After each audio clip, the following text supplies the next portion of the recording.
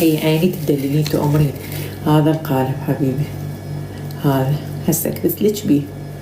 طريقة العجينة كتبوها بنات: كوبين مي تخليه على النار، خاشوقتين زيت، ملح، يفور المي، تضيفين كوبين طحين وطفين النار، تخلين خاشوقة نشا وتعجنيها حبيبتي. هاي البورك اللي سويناها هسه وياكم. تمام. هسه عندنا هذا الماعون الثاني، وبركة اللحم بيه فد بركة يبين، يعني 75 قطعة ب40,000، يعني خير وبركة. هاي بالسحور اني طبعا ما بسحر اذا مو بورك، لانه صدق وجبة مشبعة وطيبة.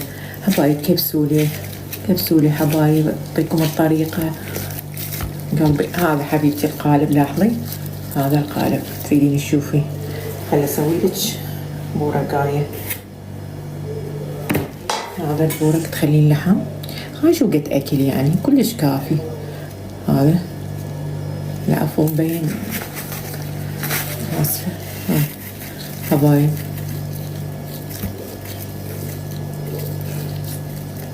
هاك حبيبتي،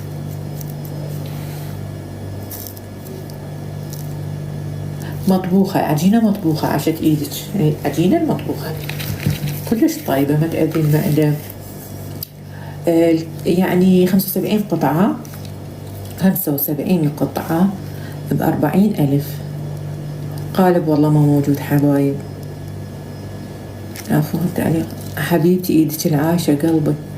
اسفة الاسامي ما اقدر اقراها.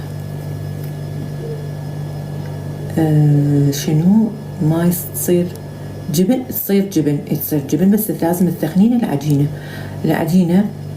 هسه اقول لك يا حبيبتي، خلينا نشوف